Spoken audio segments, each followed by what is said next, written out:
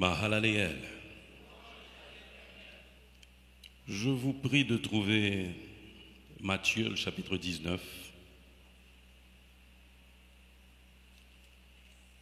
Nous allons lire du verset 16 au verset 22. Je lis, ensuite je vous demande de reprendre la lecture. Matthieu, chapitre 19, les versets 16 à 22. Et voici, un homme s'approcha et dit à Jésus, « Maître, que dois-je faire de bon pour avoir la vie éternelle ?» Il lui répondit, « Pourquoi m'interroges-tu sur ce qui est bon? Un seul est le bon. Si tu veux entrer dans la vie, observe les commandements. » « Lesquels ?» lui dit-il. Et Jésus répondit, « Tu ne tueras point, tu ne commettras point d'adultère, tu ne déroberas point, tu ne diras point de faux témoignages, honore ton père et ta mère, et tu aimeras ton prochain comme toi-même. » Le jeune homme lui dit, « J'ai observé toutes ces choses. Que me manque-t-il encore ?»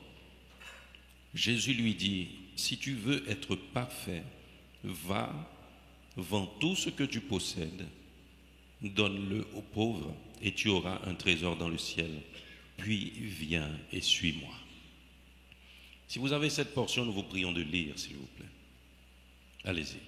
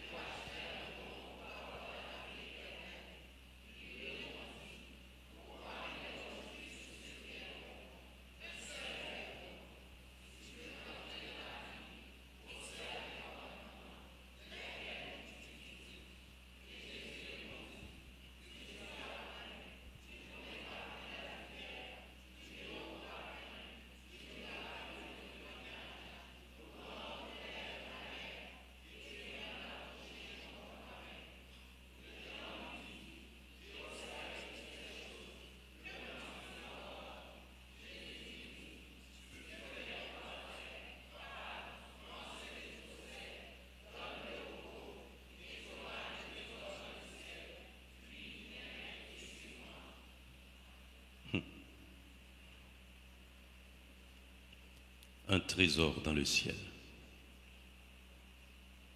Mais bien aimé, dans la vie, tout être humain digne du nom caresse des idéaux. Les uns plus importants que les autres, des idéaux différents. Mais tous, nous avons des objectifs que nous voulons atteindre. Et des choses qui sont si importantes pour nous que nous nous donnons corps et âme. Et cela prend notre temps, notre énergie, et cela prend aussi notre amour. Dans la vie, il faut un objectif. Sinon, la vie est hors de sens. Et c'est là qu'il y a un auteur qui dit « Le plus grand drame, ce n'est pas de mourir, mais c'est de vivre sans savoir pourquoi. » Et souvent, au soir de la vie des gens, ils se rendent compte que les objectifs étaient mal fixés, que les buts étaient mal orientés, qu'ils ont réussi tellement de choses qui ne valaient pas le coup. Il y a un chanteur qui a dit « J'ai voulu réussir ma vie, j'ai tout réussi, sauf ma vie. » C'est sûr que vous avez l'habitude de l'entendre. Des fois, c'est comme si on devait gravir des échelons et on se donne, comme on vient de le dire, corps et âme pour gravir ces échelons. On fait des efforts, on s'acharne, on s'obstine.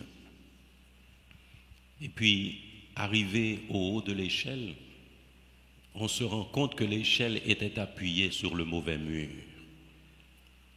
Vous imaginez ce que ça veut dire? Passer toute une vie à gravir des échelons et arriver au haut de l'échelle réalisé que l'échelle était appuyée sur le mauvais mur, on avait mal choisi. Il nous faut veiller à cela, mes bien-aimés. Nous devons savoir orienter nos objectifs. Ces verbes font partie d'une manière générale de la vie de l'être recherché, amassé et conservé. Rechercher, amasser et conserver. Mais quand on recherche, mes bien-aimés, on cherche par rapport à sa personne. On cherche par rapport à ses objectifs. On cherche par rapport à la finalité de sa vie. La question est, au bout du compte, qu'adviendra-t-il de ce que j'ai trouvé? Et quand on trouve, on sent souvent le besoin d'amasser. Parce que quand on trouve, on estime si précieux ce que l'on trouve qu'on aimerait en avoir beaucoup et même en réserve. Et après avoir amassé, la nouvelle préoccupation est de pouvoir conserver ce qu'on a trouvé et amassé. Mais mes bien-aimés, nous devons nous rappeler que nous sommes des enfants de Dieu. Nous sommes des enfants de Dieu. Nos objectifs ne doivent se limiter à la terre, mais nous avons une vie éternelle à gérer. Nous œuvrons pour une couronne incorruptible. Nous cherchons ce qui est éternel. Le dictionnaire définit dans sa façon la plus simple rechercher comme s'efforcer de découvrir, de trouver quelqu'un ou quelque chose. Il y en a pour qui le train-train quotidien est suffisant. Manger, boire et dormir. Et la force de leur être est concentrée sur ces choses. Mais que nous dit Matthieu 25, mes bien-aimés? Nous reprenons à chaque fois ces paroles, ce n'est pas pour rien. Matthieu 6, alors, à partir du verset 25, nous lisons ces paroles.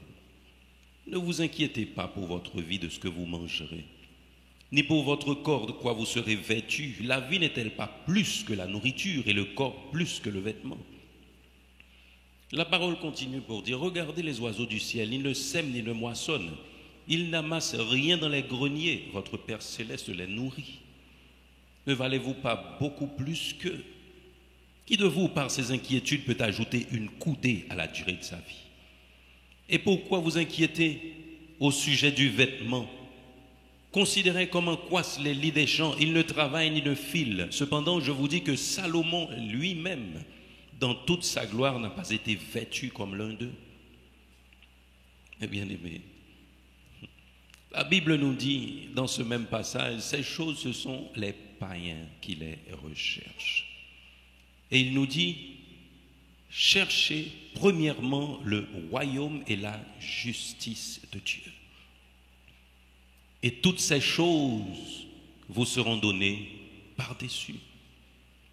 Ce que nous devons comprendre ce matin, c'est que l'âge spirituel, la recherche de la sanctification nous ramène tout ce que les autres s'obstinent à chercher. Sachons ce matin orienter nos recherches, mes bien-aimés. Après avoir trouvé certaines fois les choses qui nous étaient déjà réservées, nous nous acharnons de les amasser. Amasser, c'est réunir en quantité considérable par addition successive. La définition est claire. Vous avez déjà trouvé, mais vous additionnez à chaque fois. Qu'est-ce qui vous porte à cumuler comme ça? C'est l'inquiétude. C'est l'inquiétude qui nous porte à cumuler ce que nous trouvons, mes bien-aimés. Nous pouvons prendre un professionnel comme exemple. Il a peut-être un salaire qui lui permet de gérer le quotidien, mais il est comme automatique pour lui de penser à la perte de son emploi. Si je perds mon emploi, qu'est-ce que je vais faire? Mais bien aimé, vous avez pu trouver un emploi. Si vous perdez un emploi, il n'existait pas qu'un seul emploi. Combien de temps pourrais-je tenir sans emploi? Et avec cette question, on choisit toujours de faire grossir un compte en banque, de cesser de vivre pour épargner. On pense au DAT, dépôt à terme. Souvent, même quand ce n'est pas pour lui, le professionnel se dit, mais que vais-je laisser pour mes enfants? Laissez-moi vous dire, mes bien-aimés, qui est-ce qui vous a laissé quelque chose? Certaines fois, nous avons un parent qui nous a laissé des choses, mais le conflit que cela engendre nous porte à nous éloigner de ces choses. Vous dites que vous voulez amasser pour vos enfants, on est d'accord, c'est bien, ce n'est pas négatif. Mais pour quel enfant vous allez laisser? Quand le temps de qualité que vous devriez passer avec votre enfant, vous passez ce temps à rechercher des choses à amasser pour l'enfant. Je vous dis ce matin sans risque de me tromper, celui qui donne tout à son enfant ne fait que le détruire. Le secret, ce n'est pas de préparer l'avenir de votre enfant, mais c'est de préparer votre enfant pour l'avenir. Et comme vous, il pourra lutter. Mais bien aimé, il vaut mieux orienter ses objectifs, savoir quoi chercher et savoir quoi cumuler et amasser, mes bien-aimés. Je ne puis m'empêcher de penser à Luc, chapitre 12, le verset 20. Luc 12. Mais Dieu lui dit, insensé, cette nuit même ton âme te sera redemandée. Et ce que tu as préparé, pour qui sera-t-il? Nous connaissons tous l'histoire de cet homme riche, insensé, qui a cumulé des choses. Quand l'espace qu'il possédait n'a pas pu recevoir ses récoltes, il a abattu ses greniers pour les agrandir. Il lui a été fait cette question dans Luc 12, au verset 20. Ce que tu as préparé, pour qui sera-t-il? L'accumulation ne nous conduit nulle part, mes bien-aimés. Là, alors, l'accumulation de quoi? Il y a une précision. Des choses périssables? Des choses qui disparaissent? Je retourne à Matthieu 19, au verset 20. Encore un homme riche, un jeune homme. Alors je commence à partir du verset 16. Et voici, un homme s'approcha de Jésus et lui dit, Maître, que dois-je faire pour avoir la vie éternelle? Ce que j'aime, c'est que Jésus lui répondit, pourquoi m'interroges-tu? Il y a une précision dans ce passage que j'aime.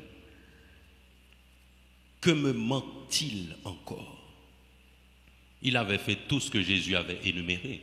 Et s'il s'est adressé à Jésus, il savait pertinemment qu'il avait la réponse. Jésus avait répondu, pourtant sa réponse ne lui suffisait pas. Parce qu'au fond de lui, il sentait le vide. Il sentait qu'il lui manquait quelque chose. Et il dit à Jésus, que me manque-t-il encore? Quand nos objectifs sont mal fixés, mes bien-aimés, il y a un vide que nous ne pourrons jamais combler. Il y a un vide que nous ne pourrons jamais combler. Quand nous courons après les bénédictions, après les richesses, sans nous soucier de la source de ces richesses, nous avons un problème grave. Et c'est la raison pour laquelle nous aimons quand le psaume 127 nous dit ces paroles. Le psaume 127 nous dit très clairement, et je lis pour vous, « Si l'Éternel ne bâtit pas la maison, ceux qui la bâtissent travaillent en vain. Si l'Éternel ne garde pas la ville, ceux qui la gardent veillent en vain. En vain, vous levez-vous le matin, vous couchez-vous tard et vous mangez le pain de la douleur. Il en donne autant à ses bien-aimés pendant leur sommeil. » Il en donne autant à ses bien-aimés pendant leur sommeil. Mais il vous faut être le bien-aimé de Dieu. Être le bien-aimé de Dieu, c'est faire sa volonté. Il a dit aux disciples, vous êtes mes amis si vous faites ce que je vous commande.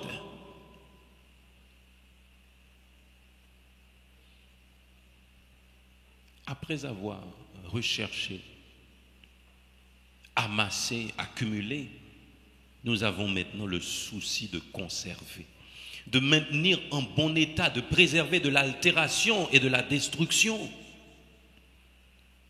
Le danger de la conservation, mes bien-aimés, c'est que tous les jours, les choses périssables perdent de leur valeur. Tous les jours, les choses périssables perdent de leur valeur et perdent aussi de leur qualité. Il y a toujours une date d'expiration sur un produit. Vous amassez, vous accumulez, vous voulez conserver et pourtant, dans quelque temps, vous ne pourrez plus utiliser. Dans quelque temps, vous ne pourrez plus consommer, mes bien-aimés. Nous nous rappelons donc l'exercice de foi des enfants d'Israël dans Exode au chapitre 16, les versets 16 à 20. Exode chapitre 16, les versets 16 à 20, et je lis pour vous. Voici ce que l'Éternel a ordonné. Il l'a dit à Moïse, à l'endroit des enfants d'Israël. Que chacun de vous ramasse ce qu'il faut pour sa nourriture, un homère par tête, suivant le nombre de vos personnes. Chacun en prendra pour ceux qui sont dans sa tente. Les Israélites firent ainsi, et ils en ramassèrent les uns plus, les autres moins.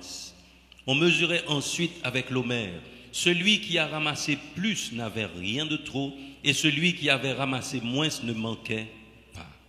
Que chacun ramassait ce qu'il fallait pour sa nourriture. Moïse leur dit que personne n'en laisse jusqu'au matin.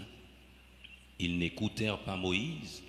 Il y eut des gens qui en laissèrent jusqu'au matin, mais il s'y mit des vers et cela devint infect. Moïse fut irrité par ces gens. Cela devint infect. Aujourd'hui, vous pouvez l'utiliser, demain, vous ne pouvez pas l'utiliser. Pourquoi donc l'accumuler pour le conserver? Et je vous dis, mes bien-aimés, même pour ceux qui conservent l'argent, il y a un grand danger dans ça.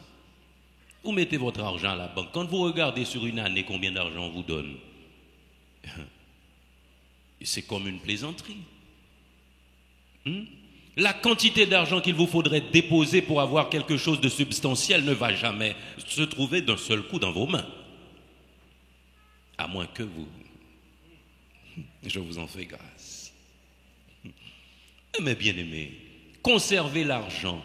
Aujourd'hui, ces billets ont une valeur. 2 mois plus tard, qui sait?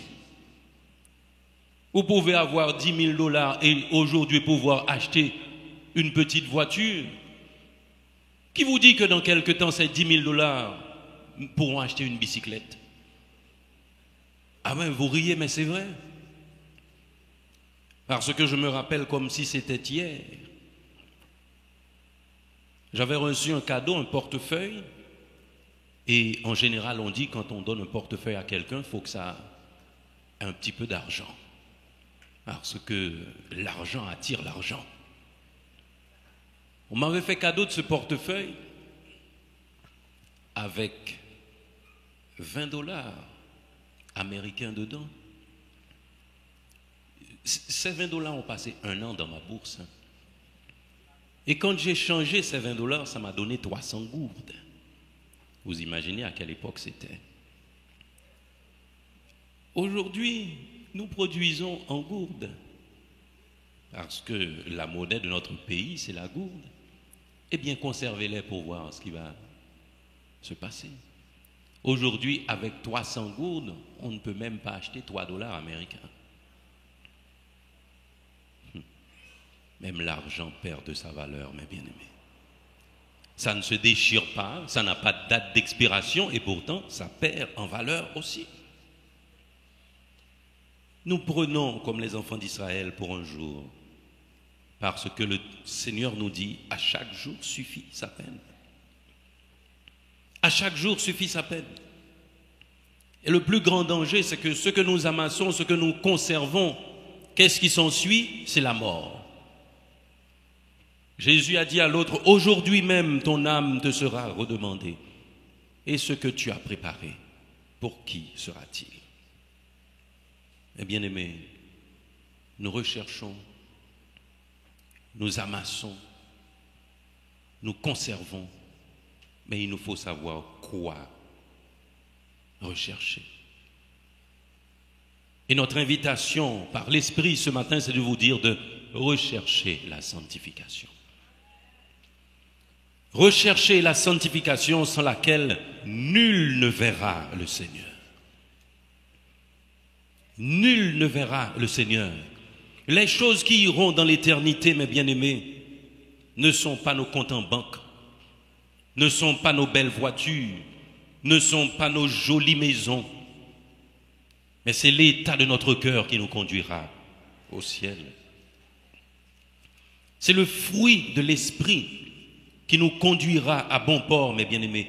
Tout ce que nous avons pu gagner sur cette terre restera sur cette terre et finira dans la poussière. Mais le fruit de l'Esprit qui est l'amour, la joie, la paix, la patience, la bonté, la bénignité, la fidélité, la douceur, la tempérance, c'est ce qui ira avec nous dans l'éternité, mes bien-aimés. Si nous devons rechercher, amasser et conserver, que ce soit ces choses, la Bible nous dit très clairement, recherche et poursuis la paix. Ces choses ne sont pas faciles de conservation non plus. Cependant, elles ne se gâtent jamais. Elles peuvent être par contre volées par le malin. C'est la raison pour laquelle nous devons les conserver fermement. Tiens ferme ce que tu as, afin que personne ne prenne ta couronne. Si nous devons chercher, amasser et conserver, mes bien-aimés, ce sont ces choses. Des fois, nous nous faisons la question à savoir, mais qu'est-ce que je fais? Pourquoi je fais tout ce que je fais? Je m'applique à l'étude des Saintes Écritures, à l'obéissance à la parole de Dieu. Qu'est-ce que cela me rapporte? J'ai lu une illustration que j'ai partagée avec vous du haut de cette chair déjà. Ce jeune homme qui voulait lire la Bible et il a demandé à un plus expérimenté, plus âgé que lui, pourquoi est-ce qu'il devrait lire la Bible? L'autre lui a dit, tu n'as qu'à commencer. Et le jeune homme a commencé à lire la Bible. Il a lu, il n'a rien compris. Il est retourné vers le plus âgé pour lui dire, je n'ai rien compris. Et le vieux de lui donner un panier. Il habitait près d'une rivière. Il lui a dit, va chercher de l'eau dans ce panier et ramène-moi ton eau. Le jeune homme a dit, ben, avec un panier, on ne peut pas rapporter de l'eau. Il a dit, si tu te dépêches, tu pourras peut-être arriver auprès de moi jusqu'à la maison avec un petit peu d'eau. Le jeune homme obéissant a été avec son panier dans l'eau, a essayé de prendre. Sur tout le chemin, l'eau tombait et avant d'arriver à la maison, il n'y avait plus d'eau dans le panier. Et il l'a dit au vieux à plusieurs reprises. J'ai essayé de prendre des raccourcis, j'ai essayé d'autres chemins pour être plus rapide. Je ne peux pas arriver avec l'eau à la maison. Et le vieux de lui dire, eh bien, c'est ainsi quand tu lis la Bible. Peut-être que tu ne comprends pas. Attends. Puis le jeune homme a continué l'exercice. Et au bout de quelques mois, il est revenu au vieillard qui lui a dit, regarde tous les endroits que tu as parcourus avec le panier où l'eau tombait. Là où c'était aride, il y a aujourd'hui de la verdure. Là où c'était desséché, là où les plantes étaient mortes, elles reprennent vie. Là où il y avait toujours beaucoup de poussière, il n'y a plus de poussière. Parce qu'à chaque fois que tu vas chercher l'eau, que tu parcours ce chemin, tu fais un travail et tu ne te rends pas compte de ça. C'est ainsi avec la Bible. Les changements qui se produisent en toi ne sont pas visibles, mais sont intérieurs. À vivre avec Dieu, c'est ainsi la réalité. Des fois, on ne voit pas ce que l'on fait. On ne comprend pas pourquoi on fait, mais si on obéit, on va manger les fruits. Et on a fait cette question à un chrétien, et c'est là que nous allons terminer.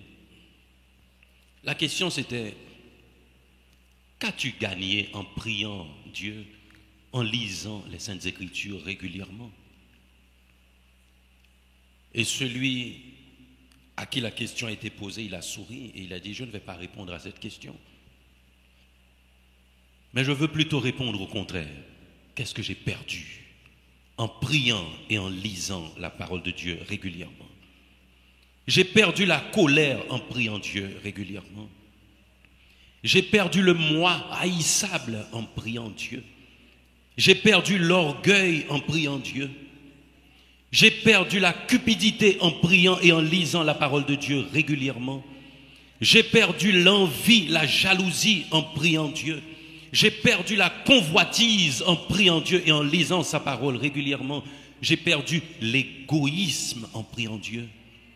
J'ai perdu le mensonge. J'ai perdu le goût du péché. J'ai perdu les désirs de la chair en priant Dieu régulièrement. J'ai perdu l'impatience et le désespoir en lisant la parole de Dieu régulièrement. J'ai aussi perdu le découragement et j'ai perdu la peur des démons en priant Dieu, car j'ai compris qu'il est le Tout-Puissant. Et j'ai aussi perdu la peur de la mort, parce que j'ai compris qu'avec Dieu, j'ai la vie éternelle. Mais bien aimés, quand nous recherchons, quand nous amassons et conservons, nous devons savoir la qualité des choses que nous cherchons. Cherchons, amassons et conservons ce qui nous conduit à la vie éternelle. Et non ce qui nous conduit à la perte de notre personne, à la perte de notre temps. Ne cherchons pas ce qui nous conduit à réaliser que nous avons tout trouvé, mais rien acquéri. Que Dieu vous aide, mes bien-aimés, à mettre en application ces paroles que vous venez d'entendre pour un pas de plus dans la sanctification. Et ainsi, quand vous perdez ces choses qui sont du royaume de cette terre, vous gagnerez un trésor dans le ciel. Que Dieu vous bénisse.